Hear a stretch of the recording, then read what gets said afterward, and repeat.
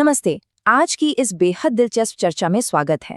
आज हम बात करने वाले हैं एक ऐसे टॉपिक पर जो सच में हम सबके लिए गेम चेंजर साबित हो सकता है। लाइफ की अनिश्चितताओं का डटकर सामना करने के लिए एक सॉलिड अटूट फाइनेंशियल नींव कैसे बनाएं। देखिए, हम सब ना अक्सर रिटर्न्स और मुनाफे के पीछे भागते हैं, राइट? लेकिन सच्ची आज़ादी तो तब मिलती है जब हमारी आर्थिक बुनियाद इतनी मजबूत हो कि कोई भी क्राइसिस उसे हिला ना पाए। तो चलिए, बिना किसी देरी के सीधे मुद्दे पर आते हैं। तो आज के हमारे इस पूरे ब्लूप्रिंट में हम 5 अहम चीजों पर फोकस करेंगे। पहला, द फाइनेंशियल सेफ्टी कुशन। दूसरा, कैलकुलेटिंग द इमरजेंसी रिजर्व। तीसरा, where to keep the money. चौथा, टेलरिंग टू डिफरेंट लाइफस्टाइल्स। और अंत में, अवॉइडिंग कॉमन फाइनेंशियल मिस्टेक्स। शुरुआत करते हैं हमारे पहले भाग से, द फाइनेंशियल सेफ्टी कुशन। अब जरा सोचिए, अचानक अगर जॉब चली जाए, कोई बड़ी मेडिकल इमरजेंसी आ जाए या फिर इकोनॉमी में भारी मंदी आ जाए, तो कर्ज के जाल में फंसे बिना कैसे सर्वाइव किया जा सकता है? ये एक ऐसा सवाल है जो कभी ना कभी हम सबको डराता है। जब रेगुलर इनकम अचानक रुक जाती है ना, तब सिर्फ और सिर्फ एक मजबूत सुरक्षा कवच ही हमें कर्ज के उस दुष्चक्र से बाहर निकाल सकता है। एक बहुत ही कमाल का कोट है जो इस बात को बिल्कुल सटीक तरीके से समझाता है। इमरजेंसी फंड वो पैसा है जिसे आज बचाया जाता है ताकि भविष्य को अनिश्चितता से बचाया जा सके। बिल्कुल सच है। ये फंड किसी भी क्राइसिस के समय एक मजबूत ढाल की तरह काम करता है। मतलब, भारी भरकम ब्याज वाले लोन लेने की तो नौबत ही नहीं आती। यहाँ एक बहुत ही दिलचस्प और क्रिटिकल अंतर समझना जरूरी है। देखिए, एक तरफ होती है नॉर्मल सेविंग्स, जिसका इस्तेमाल छुट्टियां मनाने या कोई नया गैजेट खरीदने के लिए किया जाता है। लेकिन दूसरी तरफ होता है एक सच्चा इमरजेंसी रिजर्व। ये कोई वीकेंड शॉपिंग फंड बिल्कुल नहीं है।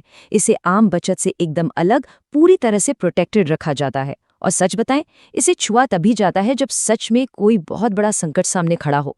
चलिए, अब आगे बढ़ते हैं भाग 2 की तरफ, कैलकुलेटिंग द इमरजेंसी रिजर्व। 3 से 12, बस इस नंबर को याद कर लीजिए। एक सॉलिड इमरजेंसी फंड में कम से कम 3 से 12 महीने तक के जरूरी खर्चों को कवर करने की कैपेसिटी होनी ही चाहिए। ये कोई तुक्का नहीं है, बल्कि एक प्रूवन रूल है जो मुश्किल वक्त में दिमागी शांति बनाए रखने का काम करता है। अब सबसे बड़ा सवाल कि इसमें क्या क्या शामिल होगा। तो देखिए, इस कैलकुलेशन का बेस पूरी तरह से हमारी गैर परक्राम्य यानी नॉन नेगोशिएबल जरूरतों पर टिका है, जैसे घर का किराया या ईएमआई, राशन, बिजली पानी के बिल, बच्चों की स्कूल फीस, इंश्योरेंस प्रीमियम और दवाइयाँ। बस, इसमें कोई वेकेशन, कोई लाइफस्टाइल अपग्रेड या पार्टीज शामिल नहीं है। यहाँ फोकस सिर्फ और सिर्फ सर्वाइवल पर है। इस गणित को एक सिंपल उदाहरण से समझते हैं। मान लेते हैं कि किसी घर का जो एकदम बेसिक सर्वाइवल खर्च है वो है 50,000 रुपया महीना। अब अगर 6 महीने का रिजर्व बनाना है तो ये रकम हो जाती है 3 लाख रुपया, और वहीं 12 महीने के लिए ये 6 लाख रुपए बनती है। तो समझा जा सकता है कि कैसे एक आम महीने का खर्च भी कैलकुलेट होकर एक बहुत ही मजबूत सेफ्टी नेट का रूप ले लेता है। आगे बढ़ते हैं हमारे तीसरे भाग पर, where to keep the money. Reserve तो कैलकुलेट हो गया, पर इस पैसे को आखिर रखें कहाँ? यहाँ सबसे बड़ी प्रायोरिटी है हाई लिक्विडिटी और लो रिस्क। मतलब पैसा सुरक्षित भी हो और तुरंत मिल भी जाए। Savings account, FD, liquid mutual fund या स्वीप इन अकाउंट जैसे ऑप्शंस इसके लिए एकदम परफेक्ट हैं। यहाँ भारी मुनाफे या बड़े रिटर्न्स के पीछे बिल्कुल नहीं भागना है। बस ये कंफर्म करना है कि मुसीबत आने पर पैसा बिना किसी रुकावट के तुरंत उपलब्ध हो। अब जितना ये जानना जरूरी है कि पैसा कहाँ रखें, यकीन मानिए उससे भी ज्यादा जरूरी ये जानना है कि पैसा कहाँ बिल्कुल नहीं रखना है। स्टॉक्स, क्रिप्टो, लंबी अवधि के लॉक इन वाले इन्वेस्टमेंट्स या रियल एस्टेट, इनसे एकदम दूर रहना है। बाजार का उतार चढ़ाव बहुत खतरनाक साबित हो सकता है। जरा सोचिए, अगर क्राइसिस के वक्त शेयर बाजार क्रैश हो रखा हो तो अपने स्टॉक्स बेचने का मतलब है भारी नुकसान उठाना। ये तो वही बात हो गई ना कि आग लगने पर घर का सामान कौड़ियों के भाव बेचना पड़े। तो चलिए, अब आते हैं भाग 4 पर, टेलरिंग टू डिफरेंट लाइफस्टाइल्स। देखिए, हर किसी की जिंदगी और इनकम का तरीका अलग होता है, इसलिए ये रिजर्व भी उसी हिसाब से बदलता है। अगर कोई सैलरीड एम्प्लॉय है जिसकी हर महीने फिक्स्ड इनकम आती है तो 6 महीने का रिजर्व काफ़ी हो सकता है। लेकिन अगर बात करें फ्रीलांसर्स या बिजनेस ओनर्स की, तो वहाँ इनकम बहुत अनिश्चित होती है। कभी पैसा आता है, कभी नहीं।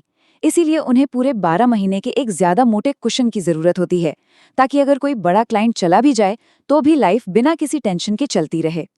यहाँ एक क्लियर बाउंड्री बनाना बहुत जरूरी है। इमरजेंसी फंड और इन्वेस्टमेंट पोर्टफोलियो दोनों बिल्कुल अलग चीजें हैं। इन्वेस्टमेंट पोर्टफोलियो वेल्थ क्रिएट करने के लिए होता है, जहां रिस्क और रिटर्न दोनों ज्यादा होते हैं। लेकिन इमरजेंसी फंड ये एक बॉडीगार्ड की तरह है। ये इंश्योर करता है कि जब भी लाइफ में कोई अस्थायी तूफान आए तो हमें अपने लॉन्ग टर्म इन्वेस्टमेंट्स को बीच में ना तोड़ना पड़े। Safety first. और अब हम पहुंच गए हैं अपने आखिरी और 5वें भाग पर, avoiding common financial mistakes. Financial आज़ादी पाने का एक बहुत ही सीधा और स्पष्ट 4 स्टेप्स वाला रास्ता होता है। और पता है सबसे बड़ी गलती क्या होती है? लोग पहले स्टेप को ही स्किप कर देते हैं। बिना कोई इमरजेंसी फंड बनाए सीधे इन्वेस्टमेंट्स में कूद पड़ना किसी को भी बहुत बड़े रिस्क में डाल सकता है। सही तरीका क्या है? पहले एक सॉलिड फंड बनाइए, फिर इंश्योरेंस लीजिए, उसके बाद महंगे कर्ज खत्म कीजिए और फिर सबसे लास्ट में वेल्थ बनाने के लिए इन्वेस्ट कीजिए। अक्सर लोग कुछ बहुत ही कॉमन गलतियां कर बैठते हैं, जैसे कि फंड बिल्कुल ना होना या फिर ज्यादा रिटर्न के लालच में उसे किसी रिस्क की जगह लगा देना। लेकिन एक और छुपा हुआ जाल है जिस पर अक्सर ध्यान नहीं जाता, और वो है इन्फ्लेशन यानी महंगाई। समय के साथ जीने का खर्च बढ़ता जाता है। जो फंड 5 साल पहले काफी था वो शायद आज कम पड़ जाए। इसीलिए इसे हर साल महंगाई के हिसाब से रिव्यू और अपडेट करना बहुत बहुत जरूरी है। इस बात को एक रियल लाइफ सिचुएशन से समझते हैं। मान लीजिए एक सॉफ्टवेयर इंजीनियर की अचानक जॉब चली जाती है। उसके घर का बेसिक खर्च 70,000 रुपये महीना है, लेकिन अच्छी बात यह है कि उसके पास 5 लाख रुपए का इमरजेंसी फंड मौजूद है। अब इसका रिजल्ट क्या होगा? वो इंसान बिना पैनिक किए, बिना कोई महंगा पर्सनल लोन लिए कई महीनों तक सुकून से अपना घर चला सकता है और शांति से नई जॉब ढूंढ सकता है। यही है इस फंड का असली मैजिक, एक गजब की दिमागी शांति। तो इस चर्चा को हम एक बहुत ही पावरफुल थॉट के साथ खत्म करेंगे। सच्ची आर्थिक ताकत की शुरुआत अनिश्चितता के दौरान आर्थिक रूप से सर्वाइव करने की क्षमता से होती है। देखिए, ये सिर्फ पैसे जोड़ने की बात नहीं है, ये एक ऐसा कवच बनाने की बात है जो मुश्किल वक्त में हमें आज़ादी और मानसिक शांति देता है। अब आखिर में आइए एक सवाल पर विचार करते हैं। अगर कल किसी की इनकम का मेन सोर्स अचानक बंद हो जाए तो क्या उनका बैंक अकाउंट उन्हें पैनिक करने से बचाएगा या फिर कर्ज लेने पर मजबूर कर देगा? इस पर जरूर विचार कीजिएगा। आज की इस चर्चा का हिस्सा बनने के लिए बहुत बहुत धन्यवाद।